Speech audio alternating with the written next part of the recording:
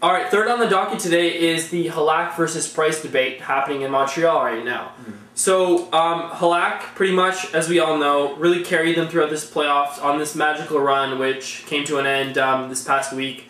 He's a 9th round pick in 03, really came out of nowhere, helped Slovakia advance in the under-18 tournament back in 2002, 2003 against Russia, stopping Ovechkin and Malkin on a penalty shot. Made his NHL debut in 07, but really came onto the world stage this year in the Olympics in February, helping Slovakia advance to the semifinals. So he's really kind of, I guess, a proven guy by now. Yeah. Want to talk about Price? Well, Price, obviously, I mean, he was in the draft of, I guess, the Crosby sweepstakes. I mean, everybody was taken by surprise when he was taken 5th overall. I mean, basically, the only believer of him at that point was the guy who drafted him, Bob Gainey. Yeah. And credit to Carey Price, he really took that as a stepping stone and not as a finishing point.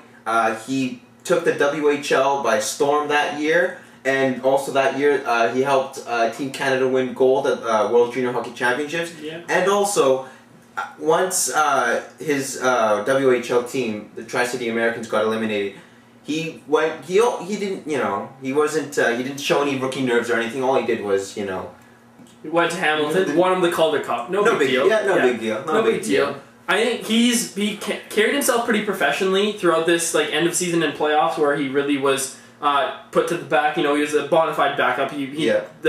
Everybody made it clear from management to coaching that they were going to go with Halak no matter what. And so I think he took it well, but now really begs the question, who's going to stay? Who's going to go? Are they both going to stay? I believe they're both restricted free agents, so Montreal really has a decision. I personally think that everybody's talking about, oh, go with Halak, go with Halak. He got you here, he proved himself. Price has been, in a slump ever since his rookie season when he performed well. I don't exactly agree with that. I think you may want to trade Halak right now because his stock has never been higher. If you get something good for him, like the center that Montreal needs, that big, powerful guy, so they don't just play with, speedy midgets who happen to have some skill, you might want to trade him right now.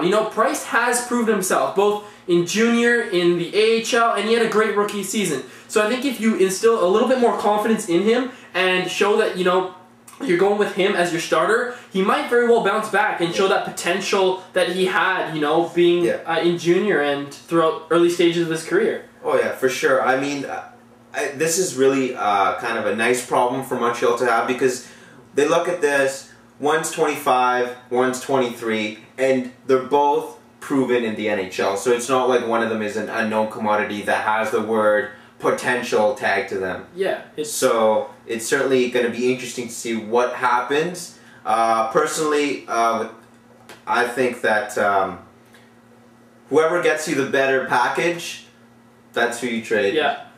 What gives you the best value on the trading block, that's probably who you should trade. But I think that you can't keep both at this point. Oh no, I think for sure. there's going to be too much tension. Also, I think it would be selfish on their part because I mean they both deserve a starting and they job. Want a starting job. They both want to start. That's the bottom line. And they deserve it. I think they deserve it. They're very talented.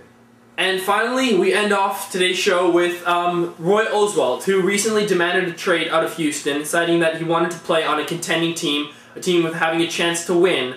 And so, where do you think he ends up? I mean, they've talked about the Nationals as a possibility, because they are kind of, in this season doing a little bit better. The Angels, Dodgers, and Rangers have all also talked about.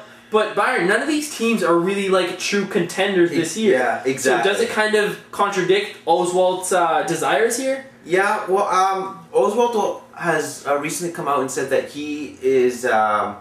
he's not really rushing it, or he's not really forcing it. I mean, you take a look at the pitching staff of the true contenders right now, and there really are no weaknesses, or they don't really need Oswalt. Oswalt would mostly be a luxury. I mean, sure, you could say, yeah, the Yankees might be interested. I mean, that's a given. Yankees are interested in just about anybody. Exactly. But really, I think the deal here is that Oswalt is still a very good pitcher, if not a great pitcher in this league. He's still, I think, got 2 years plus this year left on his contract. So they do, I think he gets over $10 million, so he's not cheap exactly. Yes. but he's still a good pitcher. But as you said, I don't think any of the great teams really need him right now. So he might end up going to a team which is good and has a chance, but maybe fighting for a wild card, not exactly a division title. For sure. So it'll be interesting to see whether he's satisfied. Now, the one team I would say to look out for, though, is the Texas Rangers. If they can fix their ownership issues, and if they can somehow convince Oswalt that they are contenders,